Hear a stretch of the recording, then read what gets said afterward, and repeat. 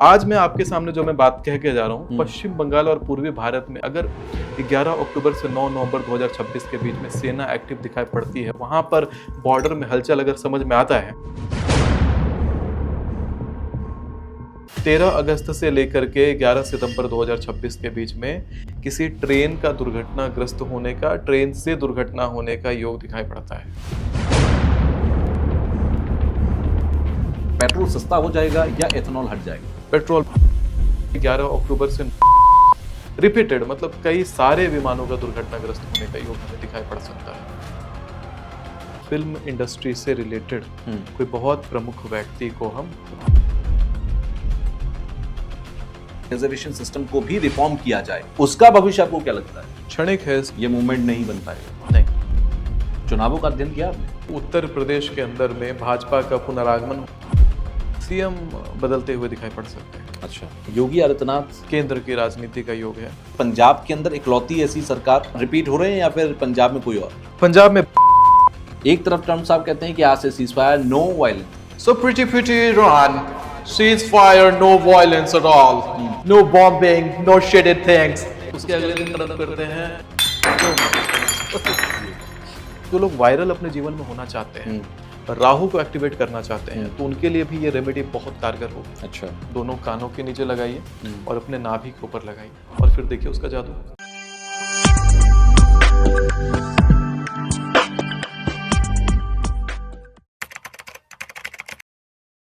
भविष्यवाणियां सुनना सबको पसंद होती हैं और भविष्यवाणियां जब सच हो जाती हैं तो इंसान कहता है कि जिसने ये भविष्यवाणी की थी वो उसकी जो कैलकुलेशन है, एस्ट्रोलॉजी की जो उसकी कैलकुलेशंस हैं वो बहुत अच्छी है, बहुत परफेक्ट है और यही वजह है कि उसे एक अच्छा ज्योतिषी बना देती हैं। और आज ऐसे ही एक एस्ट्रोलॉजर को हमने अपने स्टूडियो में बुलाया और खासकर मेरे पॉडकास्ट में शायद ये दूसरी बार मुलाकात उनसे हो रही है। आप लोगों की भी कई मुलाकातें हो चुकी होंगी दूसरे पॉडकास्ट पर, बट मेरे पॉडकास्ट पर ये दूसरी मुलाकात है। तो स्वागत करते हैं सुमित आचार्य जी का।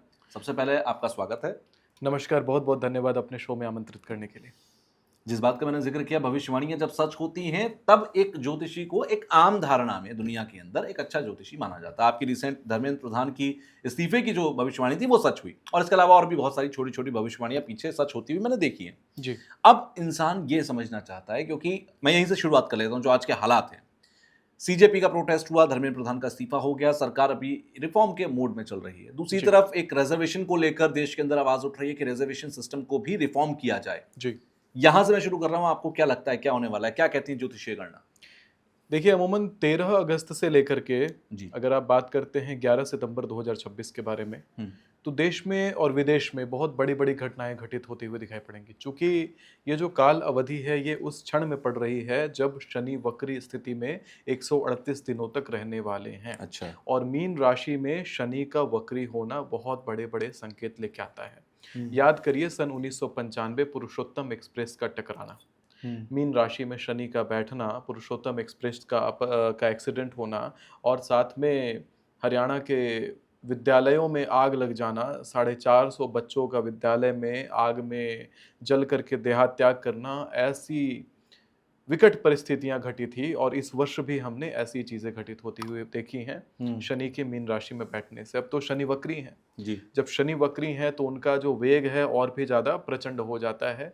अगर कुंडली और काल गणना के हिसाब से अगर अध्ययन किया जाए तो हमारे भारतवर्ष की कुंडली जो वृश्चिक लगन की निर्माण होती है उसके एकादश भाव में अगर आप देखेंगे तो शनि का आविर्भाव दिखाई देगा जो कि खष्टम में था। ठीक है। तो यहाँ पर हमें बहुत सारे बदलाव दिखेंगे। बदलाव में क्या दिखेगा तो सर्वप्रथम ईंधन संबंधित नए रिफॉर्म आते हुए हमें दिखाई पड़ेंगे। पहला, ठीक है, ईंधन में किसी प्रकार का नया कानून का आना, ईंधन में किसी प्रकार का नया रिफॉर्म का आना, इस तरह की चीजें हमें दिखाई एथेनॉल को लेकर बहुत ज्यादा चर्चाएं हैं। आपको क्या लगता है, ये क्योंकि जनता की डिमांड ये है कि एथेनॉल को हटा दो क्योंकि वो माइलेज कम करता है और भी बहुत सारी बातें। जी, आपको क्या लगता है, पेट्रोल सस्ता हो जाएगा या एथेनॉल हट जाएगा? पेट्रोल महंगा होगा।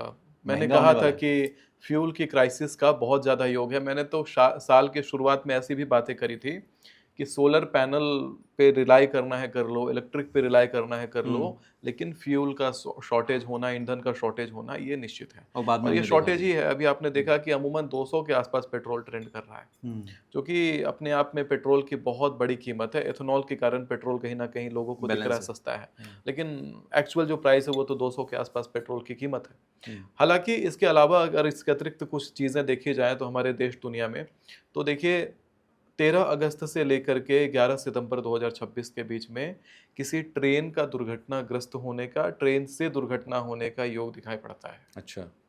11 अगस्त 2026 से 13 अगस्त 2026 से 11 सितंबर 2026 के बीच में किसी ट्रेन के दुर्घटनाग्रस्त होने का और किसी ट्रेन से बड़ी दुर्घटना होने का योग दिखाई पड़ता है। ये ठीक उसी तरह जैसे जनवरी में आपने कहा था कि हवाई यात्राओं को टाल दो क्योंकि हवाई दुर्घटना हो सकती है और वो हमने देखा। जी हाँ। अभी आप कह रहे हो कि ट्रेन दुर्घटना हो सकती है तो ट्रेन से ट्रैवल अवॉइड करें?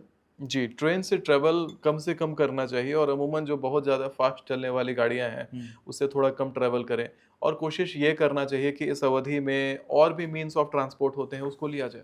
ओके। हालाँकि एक्सीडेंटल केसेस तो हमें काफ़ी दिखाई पड़ेंगे। आपको मैं हुँ। बताता हूँ कि 13 सितंबर से लेकर के 11 अक्टूबर 2026 के बीच में शिप से रिलेटेड दुर्घटनाग्रस्त होने का योग है। अच्छा। और इसी अवधि में आप देखेंगे एक और अगली अवधि जो है 11 अक्टूबर से लेकर 9 नवंबर 2026 के बीच में विमान दुर्घटनाग्रस्त होने का योग है। और फिर उसमें से। कई सारे, ऐसा नहीं कि अमूमन महीने में एक विमान पूरी दुनिया में कहीं ना कहीं गिरता है, पर ये जो अवधि है 11 अक्टूबर से 9 नवंबर 2026, इस अवधि में रिपीटेड मतलब कई सारे विमानों का दुर्घटनाग्रस्त होने का योग हमें दिखाई पड़ सकता है। और ये सब हो क्यों रहा है? शनि के वक्री होने की वजह से? नहीं, केवल शनि का एंगल नहीं है, बहुत सारे ग्रहों का चाल होता है। हुँ। शनि तो अकेला एक पश्चिम दिशा का अभी निर्धारण कर रहा है, इसके साथ में ईशान कोण के स्वामित्व वाले राशि में बैठा हुआ है, मीन में बैठ करके शनि इन चीज़ों का निर्धारण कर रहा है, जो अभी ऊटपटांग चीज़ें घट रही हैं। क्या ये भी शनि बता का सकते हैं कि दुर्घटना देश के किस हिस्से में हो सकती है या दुनिया के कौन से हिस्से में, दिशा में हो सकती है? देखिए यहाँ पर ये बताया जा सकता है कि जो वाहन हो वो नॉर्थ ईस्टर्न अलाइनमेंट में रहें, तब ये दुर्घटना होने का योग ज़्यादा प्रबल हो जाता है। अच्छा। नॉर्थ ईस्टर्न अलाइनमेंट वाले वाहनों में। और साथ में बहुत सारी और फैक्टर्स होती हैं। अगर हम लोग पर्टिकुलरली किसी एक चलती हुई ट्रेन का या चलने वाली ट्रेन का अध्ययन करते हैं, तो हर ट्रेन का अपना वास्तु होता है। अच्छा। तो वास्तु भी बहुत कुछ निर्धारित करेगा कि कौन से ट्रेन के ऊपर ग्रह का संकट मंडरा सकता है, क्योंकि ट्रेनों में अमूमन वास्तु का ना ध्यान रखते हुए वहाँ पर चीज़ों का प्लेसमेंट का करना, अ, यान का भी वास्तु होता है। जिस प्रकार से घरों का वास्तु करते हैं, तो वैसे यान का भी वास्तु होता है। ओके। तो डिब्बों का शफल करके लगाना, बहुत सारी चीज़ें जो होती हैं वो बदल सकती हैं उसके आने वाले भाग्य को। महाभारत को याद करिए, महाभारत में कौरवों के महल के बीचों बीच भगवान कृष्ण ने छल से उन्होंने एक कुआं बनवाया था, और वो कुएं को तब भरवाया उन्होंने जब कुरु वंश का नाश हो गया। अच्छा। यानी कि अमूमन जिस भी घर के बीच में कोई जलाशय है या जल का स्रोत है, उस घर का समूल नाश होता है, वंश समेत नाश होता है। घर के ब्रह्मस्थली में टॉयलेट है, उस अच्छा। घर का समूल नाश होता है। घर के पूरब में कहीं भी, ईशान से लेके अग्नेय कोण से लेके पूरब में कहीं पे भी अगर किसी के घर में टॉयलेट है, तो उस घर में भी किसी ना किसी व्यक्ति को कैंसर का होना, बड़े रोग से ग्रसित रहना और बड़े रोग से अकाल मृत्यु का होना वो निश्चित हो जाता है। तो अच्छा। वास्तु बहुत बड़ा रोल प्ले करता है, जैसे घरों में करता है वैसे यान में भी करता है। ऐसे तो मैं, अगर सरकार इन चीज़ों में माने, तो मैं ज़रूर कहना चाहूँगा कि कभी भी ट्रेन के मध्य वाले भाग में वाटर कंटेनर या टॉयलेट डिस्पोजल ऐसी चीज़ों का डब्बा जो होता है उसको ना जोड़े तो अच्छा है। लेकिन इसके अतिरिक्त मैं अगर बात करूं, कुछ और चीज़ों की भविष्य फल मैंने निकाल रखा था, जो एक पूरा लिस्ट मेरे पास हमेशा होता है, जिसके बारे में अभी हम लोग इस पॉडकास्ट में धीरे धीरे करके अभी आगे बढ़ेंगे। जी, तो मेरे पास एक लिस्ट है अभी 13 अगस्त से लेकर के 11 सितंबर 2026 के बीच में कौन सी बड़ी घटनाएं अच्छा। घटती हुई दिखाई पड़ सकती हैं। जैसे? जैसे कि यूरोप के अंदर गृह युद्ध जैसे हालात का उत्पन्न होना, सड़कों पर लोगों का उतरना और अग्नि का तांडव करना और विरोध प्रदर्शन करना 13 अगस्त से 11 सितंबर 2026 के बीच में ओके। संभवतः होने की संभावना है। इसके साथ ही हमें यह दिखाई पड़ सकता है कि फिल्म इंडस्ट्री से रिलेटेड कोई बहुत प्रमुख व्यक्ति को हम खो दें अच्छा। इस अवधि में। बहुत बड़ा समाचार ये बन सकता है 13 अगस्त 2026 से 11 सितंबर 2026 के बीच में। उत्तराखंड और हिमाचल के क्षेत्र में बादल के फटने से बड़ी क्षति का होना, ये भी संभावना है। 13 अगस्त 2026 से 11 सितंबर 2026 के बीच में आप देखेंगे कि एक ट्रेन का दुर्घटनाग्रस्त होने का योग है। अच्छा। और ट्रेन से रिलेटेड बड़ी दुर्घटना होने का योग है। और ये भी एक बड़ा समाचार होगा, जिसका मैं मूल प्रकल्प वास्तु को दूंगा। ओके।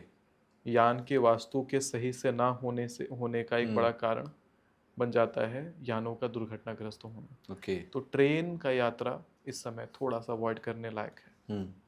यानी कि आप साफ तौर पर ये कह रहे हो कि ये जो भविष्यवाणियां आपने की हैं, क्योंकि इससे पहले भी कई सारी भविष्यवाणियां आपने की, जनवरी में भी मैंने देखी थी और उसके बाद भी कुछ थी, और रिसेंट अभी धर्मेंद्र प्रधान की इस्तीफे की भविष्यवाणी थी, ये सब कुछ होता हुआ दिखाई देगा। लेकिन एक बात का मैंने जिक्र शुरुआत में किया था, रिजर्वेशन सिस्टम के रिफॉर्म की, ये जो आवाज उठ रही है, क्योंकि सीजेपी ने जो रिफॉर्म की और आवाज उठाई वो कहीं ना कहीं हम देख रहे हैं, बट एक जो सेकेंड वेव उठी है उसका भविष्य आपको क्या लगता है? क्षणिक है, इसका निष्कर्ष नहीं निकलेगा। अच्छा, ये मूवमेंट नहीं बन पाएगा? नहीं। क्या भविष्य में आपको लगता है कि ये आवाज फिर से उठ सकती है? आवाजें बार बार उठेंगी, लेकिन ये अभी आने वाले भविष्य में इसका रिजल्ट नकारात्मक दिखाई पड़ेगा। चाहे कितना भी केस लड़ ले, चाहे कितनी भी बड़ी भीड़ जमा हो जाए, इकट्ठी हो जाए, जिसकी हो जाए, लोगों की हो जाए, धर्मेंद्र प्रधान का इस्तीफा कराने जैसा काम नहीं है ये। ओके। और सरकार को यहाँ पर हिला पाना संभव नहीं है। इसका योग नहीं आ रहा अभी। अच्छा, आने वाले समय में बहुत सारे चुनाव भी होने हैं अगले साल जी। चुनावों का अध्ययन किया आपने कि कहाँ पर क्या होने वाला है? खासकर क्योंकि जहाँ चुनाव है वहाँ से देश चलता है। हाँ। यूपी है, उत्तराखंड है, पंजाब है, क्या आकलन निकल कर आता है सामने? इतना तो मैं कहूँगा कि उत्तर प्रदेश के अंदर में भाजपा का पुनरागमन होने का योग है। उतनी मजबूती के साथ? उतनी ही मजबूती के साथ योग है। भाजपा हिल नहीं होने वाली यूपी से, लेकिन सीएम बदलते हुए दिखाई पड़ सकते हैं। अच्छा, मतलब आपको लगता है बीजेपी आएगी, लेकिन योगी आदित्यनाथ? केंद्र की राजनीति का योग है, हालांकि क्षणिक रूप से मुख्यमंत्री के पद पे बैठेंगे फिर से।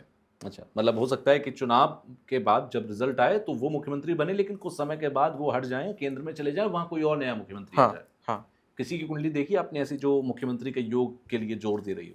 अभी तक मेरे पास किसी ऐसे का डेट ऑफ बर्थ नहीं आया, लेकिन बिहार में जब ऐसा हुआ था तो मेरे पास आया था सम्राट चौधरी का, और मैंने डंके की चोट पे कहा था कि ये व्यक्ति तो राजा है। राइट। 2026 में इसी की सरकार होगी।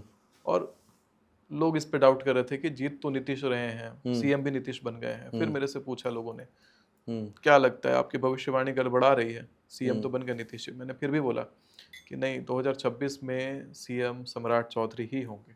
ओके। और वैसे ही वो भी पहले प्रार्थ में ही बन जाएंगे। मार्च में 3 महीने उस बात के हुए और 3 महीने के अंदर नीतीश कुमार जी हट गए और सम्राट बैठ गए। तो बात कही हुई थी जून 2025 की, और ये जो भविष्यवाणी है उस प्रकार से सत्यता की कसौटी पर उतरी। अच्छा, जितनी नज़र उत्तर प्रदेश पर होगी उतनी ही नज़र पंजाब पर भी होगी। कारण बताता हूँ, क्योंकि पंजाब के अंदर इकलौती ऐसी सरकार, आम आदमी पार्टी की सरकार इकलौती स्टेट के अंदर है, उनके लिए जीने और मरने का सवाल होगा। क्या रिपीट हो रहे हैं या फिर पंजाब में कोई और? पंजाब में भाजपा। अच्छा, मतलब आम आदमी पार्टी यहाँ पर फिलहाल क्लोजर की तरफ जा रही है। हाँ, पंजाब में भाजपा का आगमन का योग दिखाई पड़ता है। पंजाब भी भगवामयी होता हुआ दिखाई पड़ेगा। ओके। कांग्रेस नहीं दिखता आपको? क्योंकि भाजपा से ज्यादा वजूद वहां पर कांग्रेस का रहा। लेकिन भाजपा कुंडली मजबूत है। हाँ। तो आप ये कह रहे हो कि जिस तरह बंगाल के अंदर वजूद नहीं था, भाजपा आई, तो पूरा देश भाजपा में होने जा रहा है? हाँ, पूरा देश भाजपा में होने जा रहा है, और अगले 25 साल तक पूरा देश हमारा भाजपा में रहने का योग है। ये बहुत बड़ी भविष्यवाणी होगी आपकी पंजाब के लिए खास तौर पर। बिल्कुल, लेकिन हालांकि जब भी चुनाव लड़ा अकाली के साथ लड़ा। हालांकि जब पंजाब का चुनाव आएगा, जब समय नजदीक आएगा और जब वहां के फाइनल उम्मीदवारों का एक लिस्ट मेरे पास आएगा, तो मैं एक बार और अध्ययन करूंगा। ओके। क्योंकि अभी जो अध्ययन का स्तर है यहाँ पर, वो स्तर है पंजाब के कुंडली निर्माण करने का, और पंजाब की कुंडली को केंद्र से मैच करा करके किया गया, तो योग प्रबल आ रहा है कि भाजपा का विस्तार। अच्छा। लेकिन चुनाव के आसपास, चुनाव के महीने में ये बड़ा सरल होगा जब फाइनलिस्ट नाम होंगे मेरे पास, या फाइनल पार्टियों का सारा ब्यौरा जब रहेगा, कौन कौन उम्मीदवार हैं, तो किसकी कुंडली में प्रबल राजयोग है, वो बड़ा मैटर करेगा। तो वो देखने के बाद और चीजें सटीकता से कही जा सकेंगी। कोई दिक्कत नहीं, मुझे लगता है दिसंबर के आसपास ये हाँ। सारी चीजें क्लियर हो जाएंगी, चुनावों हाँ, की तारीख हाँ। भी आ जाएगी, हम लोग फिर बैठेंगे हाँ। यूपी और पंजाब के भविष्यवाणी को देखने के लिए और समझने के लिए। कुछ और भविष्यवाणी आपके पास है वो भी मैं आपसे सुनूंगा, लेकिन मुझे ये बताइए कि ये जो गणनाएं आप कर रहे हैं, हाँ। उसमें कुछ गणनाएं कभी कभी गलत भी निकल जाती हैं, और वो गणनाएं गलत निकलने के बाद ट्रोल भी हो जाते हैं। बहुत तरीके की चीजें होती हैं जो पीते हुई, वो सबको जानते हैं, आप भी जानते हैं, मैं भी जानता हूँ। वो गणनाएं गलत क्यों हो जाती हैं? देखिए, आप अगर किसी खास गणना को पॉइंट आउट कर दे तो मैं उस पर जवाब दूंगा।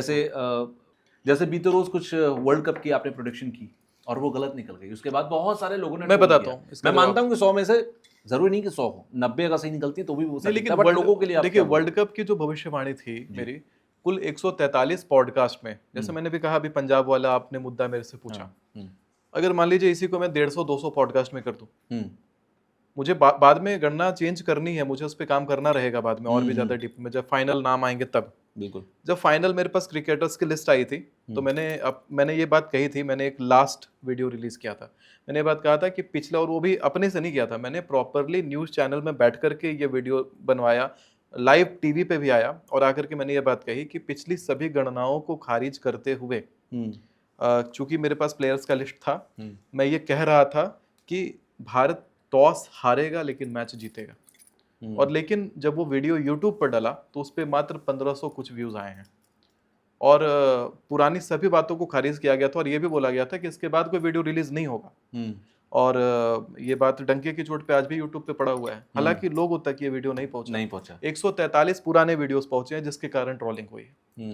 तो गलत तो नहीं मानूंगा, क्योंकि समय जब आता है, जब तक ये डिसाइडेड नहीं है कि प्लेयर्स हैं कौन कौन, ये डिसाइडेड नहीं है कि किस फील्ड में वो मैच होने वाला है, उसका वास्तु कैसा है, तो जब आप गणना करते हो तो उसका आधार दूसरा होता है, उसका शगुन शास्त्र का आधार होता है। लेकिन जब आप प्लेयर्स की गणना लेते हो, आप देखिए, जब आपका ये आया था, आईपीएल का मैच था, आईपीएल में स्ट्रॉन्ग टीम गुजरात टाइटंस भी, आईपीएल में आरसीबी भी, लेकिन उसमें मैंने ऑन टीवी, चूंकि पहले अभी जैसे मैं भविष्यवाणियों का लिस्ट आपके सामने रख रहा हूँ तो एज ए लिस्ट रख दे रहा हूँ, तो इसमें लोग ये भी सोचते होंगे कि हवाबाजी हो रही है, लेकिन बकायदा मैंने 20 प्लेयर्स की कुंडली बना करके 20 प्लेयर्स को सामने रखा, उन पार्टीज के, उन टीम्स के जो ओनर्स हैं उसकी कुंडली बनाई, उसको भी सामने रखा टीवी पे, ग्राउंड का वास्तु किया, उसको भी टीवी पे सामने रखा, सब रखते हुए मैंने पॉइंट्स दिए, 1 से लेकर 10 तक पॉइंट बनाए, सब टीमों का बनाया, और जिस टीम को सबसे ज्यादा पॉइंट मिला मैंने बोला ये वाली टीम जीतेगी, क्योंकि इसका केंद्र बलवान है, तो अगले का केंद्र कॉन्ट्राडिक्टरी था, एक का अगर केंद्र में इसका गोचर चल रहा है तो वो गोचर अभी भी हमारे उसके गोचर से सपोर्टिव है, जो फील्ड का वास्तु है उसमें यह ग्रह ज्यादा प्रबल है, इस फलाने टीम की कुंडली में भी प्रबल है, दोनों मिलकर के फेवर हो जा रहा है उनका। ऐसी ऐसी चीजें करके मैंने प्रॉपर बनाया कि आरसीबी ही जीतेगी, और वो भी बकायदा टीवी चैनल में, लाइव टीवी पे करा हुआ है। अब देखिए, जब ये हुआ अभी आपका फीफा वर्ल्ड कप हुआ, 46-47 मैचेस होते हैं टोटल, तो इतने मैचेस में से मेरे से पूछा गया कि आप टॉप 4 टीमों का नाम बता दीजिए, और इसमें से जीतेगा कौन वो भी बता दीजिए। तो टॉप 4 टीमों का भी नाम मैंने बताया, ठीक है, और उसमें से जीतेगा कौन वो भी मैंने बताया। कैसे बताया? सब टीमों में से जो मुख्य प्रमुख प्लेयर्स थे उनके कुंडली निर्माण करके, गणना कर करके, लाइव टीवी पे ये भी करी, कुंडलियां सामने मैं कैमरा पे रख करके मैंने गणना करी, सबको पॉइंट्स दिए। पॉइंट सबसे ज्यादा मिला था स्पेन को, मैं डंके की चोट पे कह रहा था स्पेन ही जीतेगा, जबकि वहां पे स्पोर्ट्स फाइनली जीता भी, और वहां पे स्पोर्ट्स के फुटबॉल एक्सपर्ट भी आए हुए थे, बड़े बड़े एक्सपर्ट्स आ रखे थे, सब कह रहे थे, कोई अर्जेंटीना कह रहा है, कोई इंग्लैंड को कह रहा है कि इंग्लैंड इस बार बढ़िया करेगा, उसके इतने परफॉर्मेंसेस ऐसे थे, लेकिन मेरा एक ही था कि स्पेन ही तो स्पेन ही। और स्पेन के अलावा भी कौन कौन सी टीम फाइनल में जाएंगी उन टीमों का भी नाम लिया था। तो वो अगर मान के चलते हैं कि एक तुक्का भिड़ जाए स्पेन, लेकिन बाकी के जो और टीमें मैंने बताई हैं वो तुक्का की बात नहीं हो सकती, वो गणना का विषय है, और ये होती है अगर आप गणना करके निकलते हैं तब। हालांकि मैंने सब चीजों का क्लैरिफिकेशन दिया था लोगों को, पहले भी बताया, अब लोग देखना नहीं चाहते। कुछ लोग होते हैं प्रॉपर हेटर्स, एक बार में देखा, एक बार में जजमेंट, एक बार में कमेंट।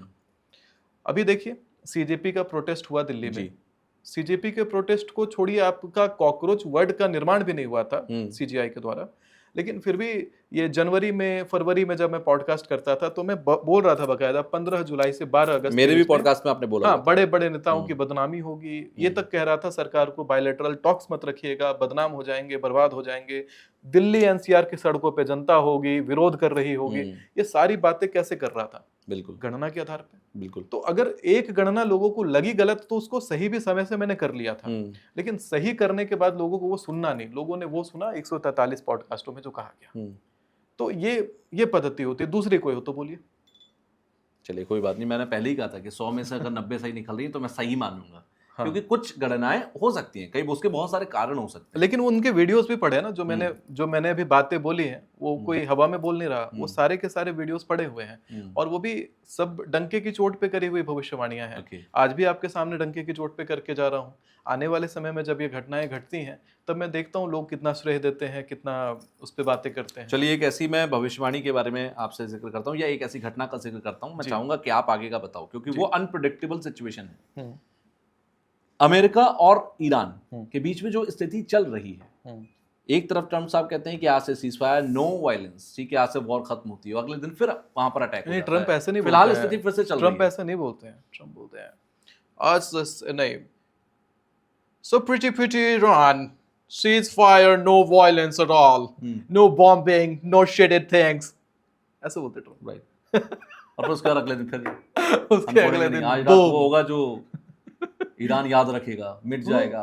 फिर अगले दिन, फिर उसके अगले दिन ट्रम्प करते हैं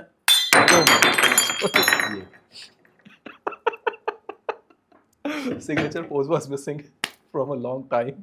कोई बात नहीं, आज फिर हो गया तो अच्छा हो गया, शगुन हो गया। वेल, तो आपको क्या लगता है कि ईरान के साथ जो अमेरिका खेल चल रहा है, ये सब कुछ, ये खत्म होगा इस साल?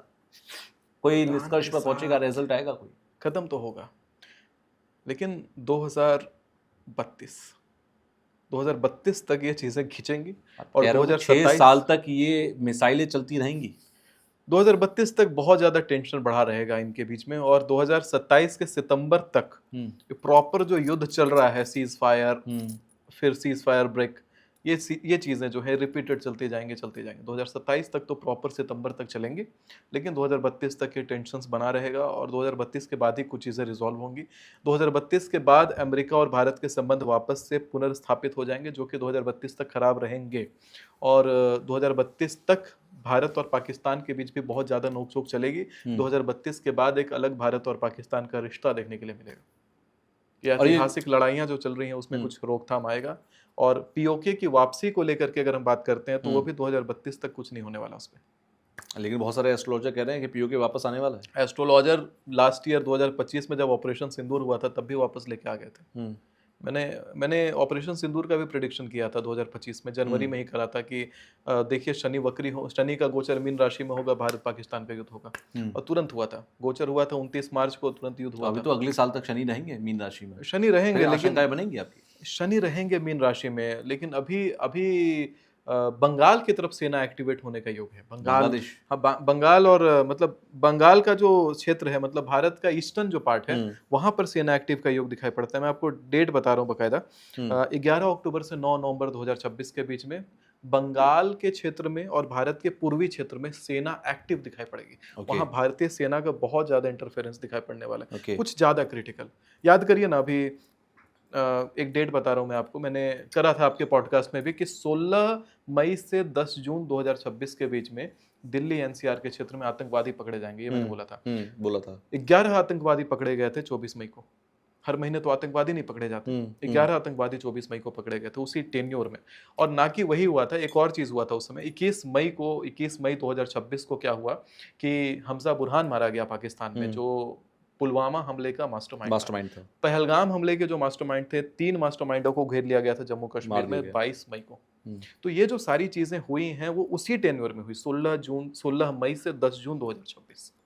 चाहे ये जो पूरा लखनऊ, गाजियाबाद, मुंबई और शक्ति जिला, छत्तीसगढ़, ये जगहों में जो आगे लगी थी 3 दिन के अंदर में, वो भी आपके पॉडकास्ट में है, जो मैंने कहा था कि 18 मार्च से लेकर के 20 मार्च से लेकर के 18 अप्रैल 2026 के बीच में पूरा देश जगह जगह जल रहा होगा, हजारों हजार घर जल रहे होंगे, और वो घटना घटते हुए देखा था लोगों ने।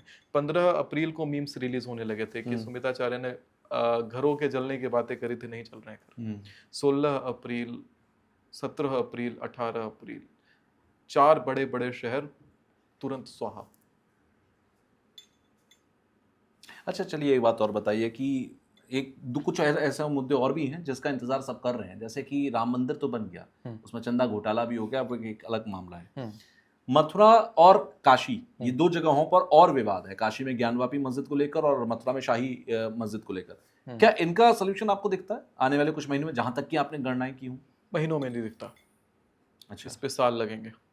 2032 तक सब कह रहे हैं कि बहुत कुछ बदल जाएगा, आपको लगता है हाँ, उस 2032 बीच तक में आ बदल जाएगा? जाएगा। 2029 वाले चुनाव के आसपास में 28 का जो टेन्योर रहेगा, अच्छा। चुनाव से पहले ये स्थितियां दिखाई पड़ेंगी। लेकिन ये other than going for predictive calculation, ये more sort of political analysis में आ जा रहा है। प्रिडिक्टिव क्योंकि इस पे मैंने निकाल नहीं रखा अभी। प्रिडिक्टिव निकालने के लिए मुझे अलग से इस पे बैठना पड़ेगा। ओके। क्योंकि ये जो सवाल आपने बढ़िया किया है, हो सकता है कि इसका उत्तर मैं प्रिडिक्टिव तरीके से अगले पॉडकास्ट में शेयर कर पाऊँ, क्योंकि मैं नहीं चाहता कि लेकिन मैं भी नहीं चाहता कि आप कहीं और करें। नहीं, मैं ठीक है, मैं श्योर आपके साथ करूंगा, पर मैं नहीं चाहता कि पर्चा लिखने के जैसा मैं भ्रम फैलाऊं लोगों में। नहीं, ये ईमानदारी बहुत जरूरी है, क्योंकि क्योंकि देखिए, आपकी एक बहुत जिम्मेदारी है हाँ, इस चीज को लेकर। हाँ, और जनता को मैं ये संदेश हमेशा देना चाहता हूँ कि भविष्य का अध्ययन लोग कर सकते हैं और खुद से कर सकते हैं। वो मैं चीजें सिखाना चाहता हूँ, क्योंकि मेरे ज्योतिष पे शोध का तरीका ही अलग है। लोग कुंडलियां बनाते हैं, एक कुंडली में 12 राशियां, 9 ग्रह बैठाते हैं, लेकिन हमारी जो कुंडलियां बनती है उसमें एक ग्रह के 3-3 आवरण, यानी एक कुंडली में 27 ग्रह बैठ जाते हैं, समझिए एक तरीके से। तो ये मेरी जो गणना पद्धति है वो बिल्कुल अलग है। और वो पद्धतियां मैं भी शोध करके, और उस पर मैंने किताबें भी तैयार करी हैं, भला कि उन किताबों को लाऊंगा, अपने एप्लीकेशंस लाऊंगा।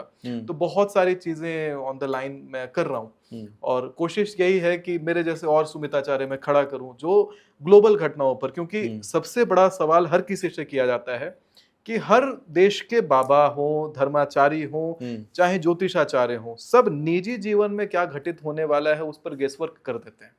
लेकिन देश में जब बड़ी तबाही आती है, तांडव मचता है, तो उसके बारे में पहले संकेत कोई क्यों नहीं देता। बिल्कुल।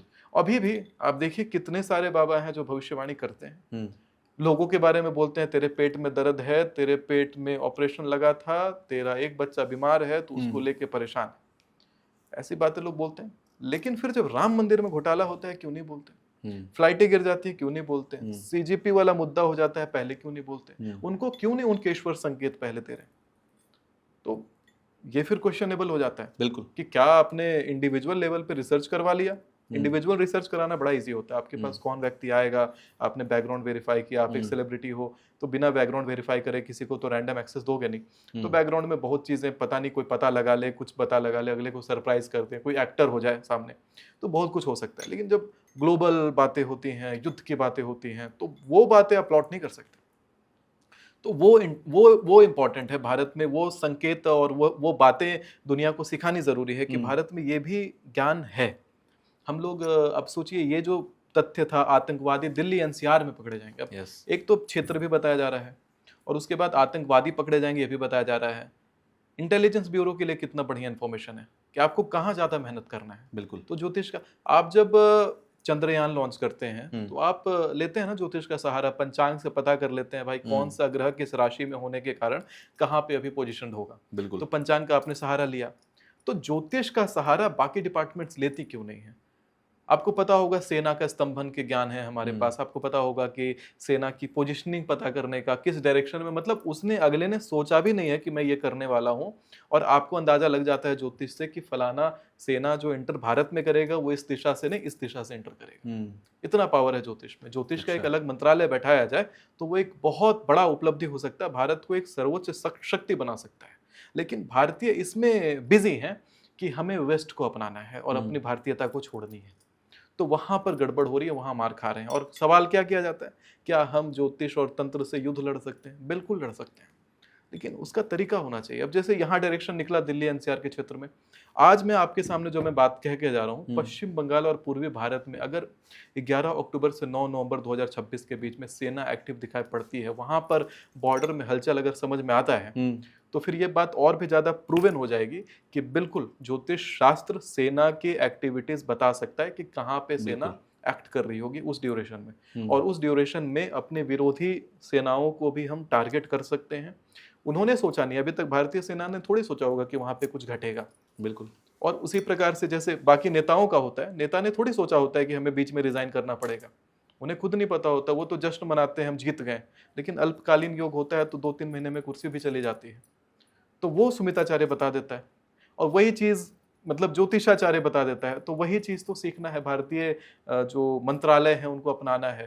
पहले के समय में जब अखंड भारत था तो अखंड भारत में टॉप पे ज्योतिषाचार्य होते थे, बिल्कुल। उनसे पूछ के सारे कदम रखे जाते थे। अब नहीं रखे जाते। अखंड भारत कहाँ है, भारत के टुकड़े हो रहे हैं। भारत के अंदर बैठे लोग कहते हैं भारत तेरे टुकड़े होंगे। आप समझिए, इतना ऑडेसिटी आ रहा है लोगों में बिल्कुल। बोलने का। ये नहीं आता ना अगर ब्राह्मणों को वो दर्जा दिया जाता जो पहले रहा है। भगवान राम कहते थे विप्र प्रसादात धरणी धरो हम, धरणी को अगर पकड़ा है तो ब्राह्मणों के आशीर्वाद से पकड़ा। विप्र प्रसादात कमलावरो हम, लक्ष्मी को पकड़ा है, लक्ष्मी को पत्नी के रूप में पाया है तो ब्राह्मणों के आशीर्वाद से। विप्र प्रसादात अजिता जितो हम, जो युद्ध में जीतने का सोच भी नहीं सकता था, लीला शरीर में, वो तो भगवान है लीला शरीर में, तो वो युद्ध भी ब्राह्मणों के आशीर्वाद से जीत जाता था। और विप्र प्रसादात मम राम नामम, आज जो राम नाम जानते हैं वो भी ब्राह्मणों के आशीर्वाद से। तो ब्राह्मणों को वो दर्जा, जो ब्रेन है, ब्रेन को आपने उठा करके बिल्कुल फुटबॉल बना दिया। तो बिना ब्रेन के ब्रेनलेस गवर्नमेंट क्या करेगी? ऑब्वियसली हर जगह केओस, अंधेर नगरी चौपट राजा, टके सिर भाजी टके सिर खाजा। तो आपकी ज्योतिषीय गणना क्या कहती है कि भारत कभी इस चीज को एक्सेप्ट करेगा जो आप चाह रहे हैं कि एक बिल्कुल। ज्योतिष मंत्रालय हो, ज्योतिषियों की एक टीम हो जो सरकार को गाइड करे? बिल्कुल करेगा। बैक ऑफ द पिक्चर में सरकार तो गाइडेंस लेती है। मैं रोज, आप मेरे रात के स्टोरीज देखिए, स्टेटसेस देखिए, मैं हर रोज कोई ना कोई नेता के साथ डिनर पे हूँ, या ब्रेकफास्ट में कोई नेता के साथ हूँ, चाहे लंच में कोई नेता के साथ हूँ। तो पर डे नेता और मंत्री सजेशंस तो ले रहे हैं, और छोटे मोटे नेता तो नहीं, सब बड़े भारत के नामचीन नेता हैं। तो वो सजेशंस ले रहे हैं। जब सजेशंस जब बैक ऑफ द फ्रेम ले सकते हैं तो फ्रंट फेज पे लेने में दिक्कत क्या है? 10 नेता मिलके इसके ऊपर अंधविश्वासी कहलाने लगेंगे आई थिंक। कैसे अंधविश्वासी? इस वजह वही तो बात है। अगर वही मैं अब इंतजार कर रहा हूँ 11 अक्टूबर से 9 नवंबर 2026 के बीच में अगर बंगाल में सेना एक्टिवेट करनी पड़ती है तो आपको इसको एक्सेप्ट करना पड़ेगा। फिर इसके ऊपर मैं भी आवाज उठाऊंगा, और बहुत ही कहते हैं दम से आवाज उठाऊंगा। इतने सारे फॉलोअर्स हैं, लोग हैं, इतने लोगों का सपोर्ट है, तो फिर आवाज भी उठाऊंगा।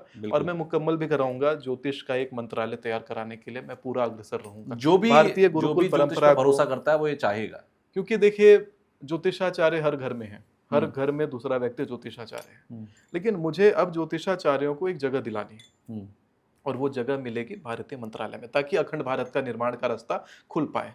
मैं विदेश में जाता हूं तो अखंड भारत निर्माण के लिए बात करता हूं। मैं विदेश में जाकर के पाकिस्तानियों को मैंने पता है फैन बना रखा है। पाकिस्तानी मेरे वीडियोस देखते हैं। आपको कितने पाकिस्तानियों के कमेंट्स भी हो सकता है आप जब पॉडकास्ट रिलीज करें तो उस पर भी मिल जाएगा कि मैं सुमिताचार्य को बहुत पसंद करता हूं, और इनके फलाना फलाना सारी बातें सही होती हैं, मुझे इनसे बात करनी है। और कितने पाकिस्तानी हमारे यहाँ पूजा करा के जाते हैं। बिल्कुल। कहने को मुसलमान देश है, कहने को हमारा दुश्मन है, लेकिन वहां के लोगों को सनातन में वापस लेकर के आ रहा हूँ। तो जब इस प्रकार से चीजें हो रही हैं तो क्यों नहीं इसको एक बड़े स्केल पे किया जाए, सरकार का मदद लेकर के किया जाए। बिल्कुल। तो मजा आ जाए, और हिंदुत्व का भी एक अलग झंडा गड़ेगा। राम मंदिर जब बनाया गया, भगवान का मंदिर जब बनाया जाता है तो वो क्या अंधविश्वास के अंदर नहीं आता? भगवान पे श्रद्धा होती है, तो वैसे ही ज्योतिष पे भी श्रद्धा होनी चाहिए। तो आप ये मानते हैं कि अगर ये घटनाओं को पहले से ही सरकार को बता दिया जाए तो उसकी कोई एक रेमेडी भी हो सकती है कि बुरी घटनाओं को टाला जाए? देखिए, कहते हैं गरुड़ पुराण में, आयु कर्म च वित्तम च विद्या निधन में वच पंचेतानि सृजन्ते गर्भस्यैव देहिना। जो आयु है किसी की, कर्म क्या क्या करेगा, वित्त कितना होगा उसके पास में, और निधन उसका कब होगा, खत्म वो कब हो जाएगा, ये सारी चीजें जो हैं वो गर्भ में, मतलब बना जब वो सिचुएशन तभी तय हो जाती हैं। तो घटनाएं तो घटती हैं। घटनाओं के वेग को कम बेशी किया जा सकता है, लेकिन घटनाएं तो घटेंगी। तो घटेंगी तो उसके लिए तैयारी करनी है ना। जो मैंने बोला कि अगर मैंने कहा कि पाकिस्तान की सेना समुद्र के रास्ते घुसेगी जी फलाने महीने में, तो हम अपनी सरहदों को और चौकस कर सकते हैं। हाँ, समुद्र के पास ज्यादा मेहनत कर देंगे, और कुछ ना कुछ करके उनकी सेना का दिमाग, भले लाख उनको पता हो कि यहाँ के ज्योतिषाचार्य बता रहे समुद्र के रास्ते सेना आने वाली है, लेकिन उसके बाद भी उनका दिमाग हर बार समुद्र की तरफ ही जाएगा। विनाश काले विपरीत बुद्धि, वो समुद्र से ही आएंगे और रोके जाएंगे।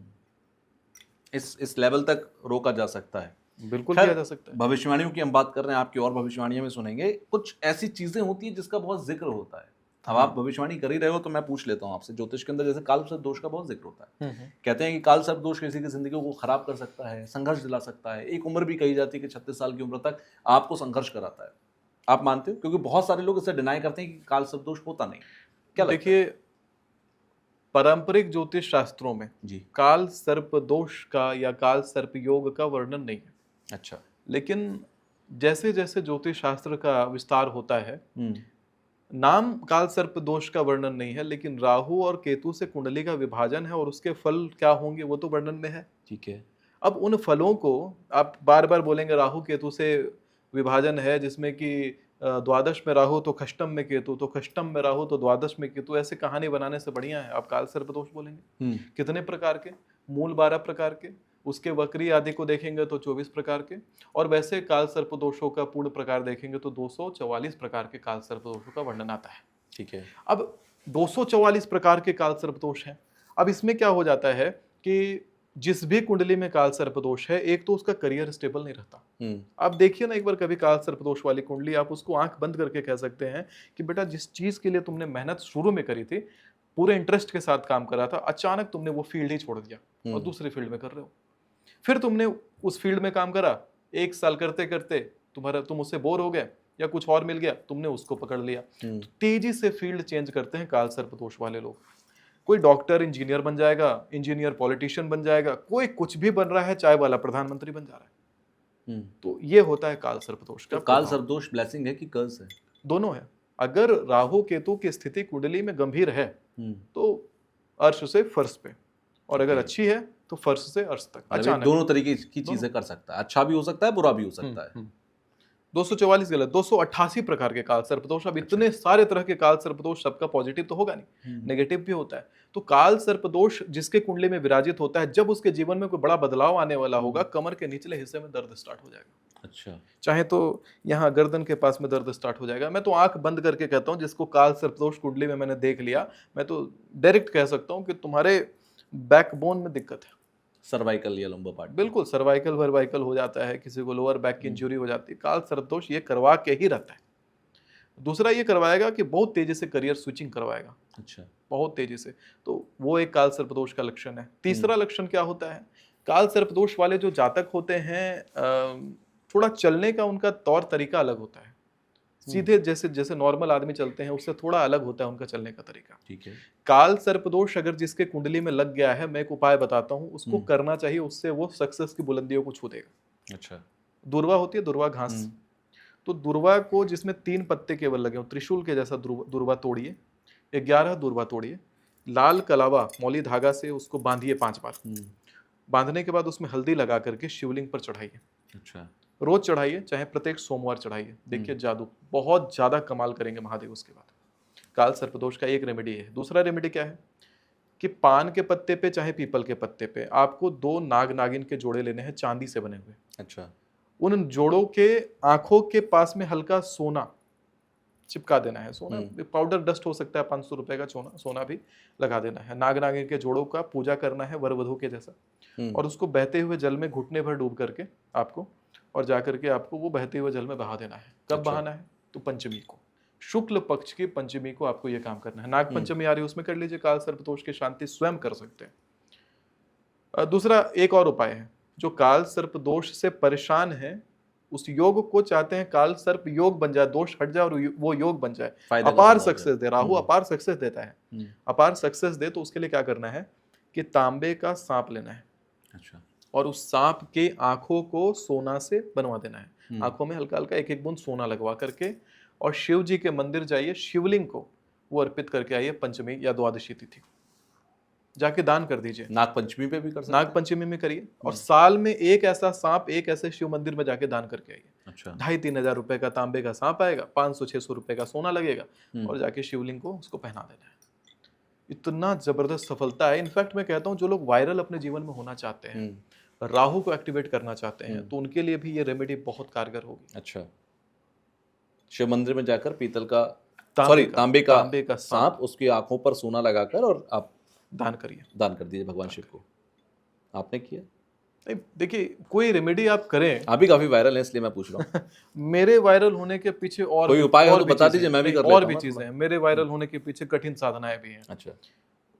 मैं जनता के सामने पता नहीं कैमरे में अगर दिखाई दे हम्म। तो मैं अपने साधना क्रम के समय का कुछ शेयर करना चाहूँगा। हम्म।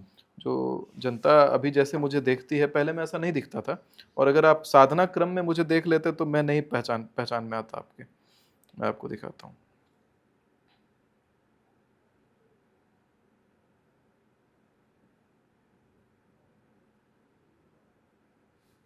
पता नहीं ये लोगों को दिखाई दे रहा है कि नहीं। आप पहचान में नहीं आ रहे। हाँ, पर ये देखिए, ये मैं हूँ। आप मुझसे शेयर कर देना, मैं ये हाँ स्क्रीन पर बिल्कुल बिल्कुल, दिखाऊंगा। ये मेरी फोटो है। हम्म। तो 1.5 साल तक मैंने अपने माथे पे कंघी भी नहीं लगाया था। हम्म। तो ये मेरी हालत थी। तो ये होती है। अब ऐसी चीजें जब आप करेंगे तो उसका तो पावर मिलेगा ही जीवन में कहीं ना कहीं। नहीं, इसके अलावा भी, लेकिन मैं मानूं कि कोई होना चाहता है इतना, आजकल हर कोई वायरल होना चाहता है, जो भी कंटेंट क्रिएट कर रहा है हर कोई वायरल होना चाहता है। ये उपाय काम कर जाएंगे या कर इसके जाएगा, अलावा कुछ और उपाय भी नाग हैं? वाला उपाय काम कर नाग जाएगा। वाला उपाय करें वायरल होने के लिए। और एक काम, सभी इन्फ्लुएंसर्स कर लें। और एक काम करना है। हम्म। अगर वायरल ही होना है तो एक काम और करिए। जहां पे भी आप अपना शूट करते हो, हम्म। शूट वाले लोकेशन में अपने आप को लाल रंग के ड्रेस में पहना के, कपड़ा हम्म। लाल बैकग्राउंड और लाल रंग के फ्रेम में मढ़वा करके, मंगलवार को हम्म। उस बैकग्राउंड में कहीं एक छोटा सा भी आकृति वैसी लगा लीजिए। और अपने अच्छा। घर के साउथ वाले जो वॉल है, साउथ वॉल पे, आपके घर का जो दक्षिण का दीवार है, साउथ वॉल, उसके ऊपर भी इस तरह का एक बड़ा सा फोटो लगवाइए अपना। अच्छा। बड़ी सी तस्वीर जिसमें आप रेड कलर के पूरा कपड़े हो, रेड रेड हो, पूरा रेड हो आप, ऊपर से नीचे तक लाल बाबा बने हुए हैं, पीछे बैकग्राउंड भी लाल है, फ्रेम भी लाल रंग का है। लाल या गोल्डन फ्रेम चल सकता है, पर बैकग्राउंड लाल हो ये कंपल्सरी है। आप ये करके देखिए, बड़ा पावर है इसका। इसके साथ में इत्र का प्रयोग दिन में 2 बार होना चाहिए। अच्छा। हाँ, पब्लिसिटी पाने के लिए जो इत्र बनता है उसका एक तरीका है। माता त्रिपुर सुंदरी के मंदिर में जाइए जी। 2 इत्र की बॉटल्स लेके जाइए, और गुलाब वाले इत्र होने चाहिए, प्योर।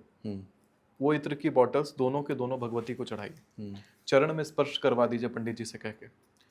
एक इत्र की बॉटल प्रसाद के रूप में मांगिए, घर में लाइए, और घर में ला करके बोलिए, ईशान कोण में, नॉर्थ ईस्ट में खड़े होकर बोलिए, ऐसे बिल्कुल मुंह के सामने, लक्ष्मी पद्मासना देवी पद्महस्ता हरि प्रिया। बस इतना बोल करके इत्र का ढक्कन खोलिए और अपने दोनों कानों के नीचे लगाइए और अपने नाभि के ऊपर लगाइए। ढक्कन बंद करके ईशान कोण में ही रखिए। जब कभी भी शूट पर जाएं, अपने लिए वीडियो शूट करें, वो इत्र उठाएं, लगाएं, मंत्र बोल करके लगाएं, और फिर देखिए उसका जादू। दुनिया अपने आप आकर्षित होगी। पता नहीं उसमें कुछ ऐसा ऑरा तैयार होता है उसका कि लोग आकर्षित होने लगेंगे। लोगों को आकर्षित करने वाला एक चंदन भी बनता है, उसको मोहिनी चंदन कहते हैं। अच्छा। जो लोग ऑफिस में जाते हों, वो चाहें कि लोग उनकी तरफ आकर्षित हो जाएं, अट्रैक्ट होने लग जाएं लोग अपने आप, तो मोहिनी चंदन बना के यूज करिए। अच्छा। बृहस्पतिवार को गेंदे का फूल लीजिए, पीले गेंदे का, गोविंदा जी के मंदिर में, कृष्ण जी के मंदिर में जाइए, उनके चरण में उसको चढ़ाइए, और साथ में चंदन, मल्यागिरी चंदन आता है, वो मल्यागिरी चंदन भी उनके चरण में चढ़ाइए। दोनों को अगले दिन शुक्रवार तक उसे वहीं रहने देना है, पंडित जी से बोल करके कि भाई अब एक दिन पूरा 24 घंटा वहीं रहने देना है। शुक्रवार को उठा के घर में लाइए, इत्र डालिए, थोड़ा सा गंगा जल और चंदन सब मिला करके एक पेस्ट तैयार करिए। पेस्ट को बनाने के बाद अपनी अनामिका उंगली से बोलना है आपको, उसको चलाते हुए उंगली से, ओम नमो भगवते वासुदेवाय नमः, सर्व मोहिने स्वाहा, ओम नमो भगवते वासुदेवाय नमः। ये बोलना है आपको 108 बार। और वो चंदन सिद्ध हो गया, तैयार हो गया। अब उसके बाद सबसे पहली बार वो चंदन एकादशी को धारण करिए आप अपने माथे पर और नाभि पर, और उसके बाद आप देखेंगे कि जब भी आप वो चंदन धारण करके कहीं भी पहुंचेंगे, आपका एक अलग ही ऑरा रहेगा। अच्छा। ये बड़ा ही, बहुत ही सरल उपाय है, लेकिन जो इसको कर लेता है उसको बड़ा सफलता मिलता है। गुप्त उपायों में से एक आता है। इस उपाय को जब आप करें तो किसी को बताएं ना कि आपने क्या तैयार किया, आपने क्या लगाया। महिलाओं के लिए एक मोहिनी काजल बनता है। अच्छा। महिलाएं कामेश्वरी मोहिनी काजल बना सकती हैं। वो साधारण घी का एक दीपक लेना है, बेल की एक डंडी लेकर के उसके ऊपर हाथ में बांधने वाला लाल मौली धागा से उसको लपेट देना है। घी के दिए में उसको डालना है, मिट्टी का घी का दिया होगा उसमें उसको डालना है, और डालने के बाद एक पीतल का कटोरी चाहे थाल उसके ऊपर रख देना है कि घी का जब दिया जले, बेल की छोटी सी तिनकी और मौली धागा और घी घी का जो दिया जले उससे, वो उठ करके आए और उसके ऊपर जमा हो जाए, वो जो थाल आपने ऊपर रखा है बिल्कुल। उसके ऊपर जमा हो जाए। करना कहाँ पर है? तो इसको द्वादशी तिथि को, कृष्ण पक्ष के द्वादशी तिथि को शंकर जी के मंदिर में शिवलिंग के सामने इस तरह से दिया तैयार करके आपको शिव गायत्री मंत्र होता है, शिव गायत्री मंत्र का 108 बार जाप करके और ये दिया शिव जी को अर्पित करके दिखा के दिया वहाँ पे, और इसको 24 घंटा तक जलाए रखना है अखंड दिया के जैसा। और वो जो पूरा काजल तैयार होगा, दिए के लौ से जो काजल तैयार होगा, वही काजल मोहिनी काजल है। जब भी उसको आपको प्रयोग लेना हो, काजल लीजिए, आंखों में लगाइए, बोलिए ओम नमो सर्व मोहिने स्वाहा, जगन मोहनम कुरु कुरु ओम। बस इतना ये मंत्र का प्रयोग करते हुए दोनों आंखों में काजल आप धारण करें। आप किसी भी कार्य क्षेत्र में जाएंगे, आप लोगों का एक अलग आकर्षण अपने ऊपर पाएंगे, और साथ में ये भी पाएंगे जिसको आप बात कह रहे हैं वो आपकी बात को टालेगा नहीं। मतलब एक बड़ा पावर है इस मोहिनी काजल में भी। मोहिनी तिलक है, मोहिनी काजल है, कंटेंट क्रिएटर्स है, वो मोहिनी काजल धारण करके वीडियोस बनाए, देखिए वायरल जाएगा। आज कंटेंट क्रिएटर्स के लिए अच्छे उपाय मिल गए मेरे हिसाब से कि चंदन लगा सकते हैं, काजल लगा सकते हैं, कुछ नहीं लगाना चाहे तो इत्र तो लगा ही सकते हैं। हाँ, इत्र लगा सकते हैं और वायरल हो सकते हैं। खैर, बड़ा अच्छा लगा। कुछ ऐसी भविष्यवाणियां हैं जो आपके पास अभी और हों और आप बताना चाहें? बिल्कुल, मेरे पास हैं। अच्छा, ये जो 2 महीने हैं 13 अगस्त से लेकर के 11 सितंबर 2026, एक तो 13 अगस्त से लेकर 11 सितंबर के बीच में भारी मात्रा में जनता अपने घरों को छोड़ करके दूसरी जगह पलायित होने का योग है। बेघर हो रही है जनता, ऐसा दिखाई पड़ रहा है। खाली हो रहा है। मान सकते हैं गांव का गांव खाली होता हुआ दिखाई पड़ सकता है। मतलब लोग बेघर हो रहे हैं, पता नहीं किस कारण से हो रहे हैं। लोगों का घर टूट रहा है, छूट रहा है उनके हाथ से, भारी मात्रा में लोग बेघर हो रहे हैं, लोग रो रहे हैं, कलप रहे हैं। ऐसी चीजें दिखाई 13 अगस्त 2026 से 11 सितंबर 2026 के बीच में दिखाई हमें पड़ सकती है। एक और बात कहूंगा कि 12 सितंबर 2026 से 10 अक्टूबर 2026 के बीच में भी ऐसा ही योग है जिसमें लोग भारी मात्रा में बेघर होते हुए दिखाई पड़ सकते हैं। भारी मात्रा में अगेन लोग रो रहे हैं, कलप रहे हैं, घर को छोड़ के जा रहे हैं। 12 सितंबर 2026 से 10 अक्टूबर 2026 के बीच में हमें सरकारी कर्मचारियों का बड़ा हड़ताल देखने के लिए देश में मिलेगा। हाँ, 12 सितंबर 2026 से 10 अक्टूबर 2026 के बीच में एक भूकंप की भविष्यवाणी करके जा रहा हूँ। अच्छा, भारत में उत्तरी बड़ा भारत भूकंप में या हल्का फुल्का? भूकंप ठीक ठाक है। अच्छा, 12 सितंबर से 10 अक्टूबर 2026 के बीच में भारत के उत्तरी प्रांत में भूकंप का योग है, और वो भूकंप नोटेबल रहेगा। बहुत ज्यादा क्षति नहीं, बहुत ज्यादा जनमाल की हानि नहीं, लेकिन नोटेबल भूकंप होगा। 12 सितंबर से 10 अक्टूबर 2026 के बीच में ही मुसलमान राष्ट्रों का जो युद्ध है वो और भड़केगा। अच्छा, और 12 सितंबर से 10 अक्टूबर 2026 के बीच में उड़ीसा और आंध्र प्रदेश के क्षेत्र में किसी प्रकार का दंगा से संबंधित गतिविधि होने का योग दिखाई पड़ सकता है। अच्छा। वहां पर सरकार की उथल पुथल मच सकती है, दिखाई पड़ सकता है। उड़ीसा और आंध्र प्रदेश, उड़ीसा और आंध्र प्रदेश वाले क्षेत्र। ठीक है।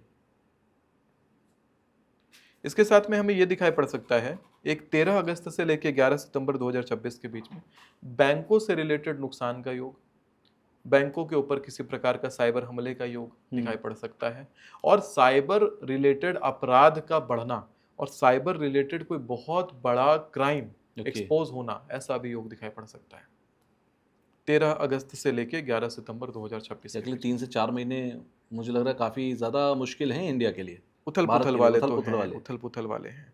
यही 11 अक्टूबर से 9 नवंबर 2026 के बीच में आप देखेंगे कि फिर से दिल्ली एनसीआर के क्षेत्र में लोगों का उतरना, सड़कों पर भीड़ का उतरना, विरोध का होना, ये सारी चीजें दिखाई पड़ेंगी, और विरोध बड़े पैमाने पर होता हुआ उस समय दिखाई पड़ेगा। जितना बड़ा अभी हमने हाल फिलहाल में देखा उतना बड़ा या उससे भी ज्यादा बड़ा? सिमिलर हमें दिखाई पड़ सकता है। 11 अक्टूबर से 9 नवंबर 2026 के बीच में हमें भारत के उत्तरी क्षेत्र में, जम्मू कश्मीर वाले क्षेत्र में पथराव दिखाई पड़ सकता है। लोग हड़कंप मचा रहे हो ऐसा दिखाई पड़ सकता है। और इस तरह का जो पर्वतीय क्षेत्र है भारत के, उत्तरी जो पार्ट्स हैं भारत के, वहां पर भी जनता का पथराव और उपद्रव मचता हुआ दिखाई हमें पड़ सकता है। ये गतिविधियां 11 अक्टूबर 2026 से 9 नवंबर 2026 के बीच में घटित होती हुई दिखाई पड़ सकती हैं।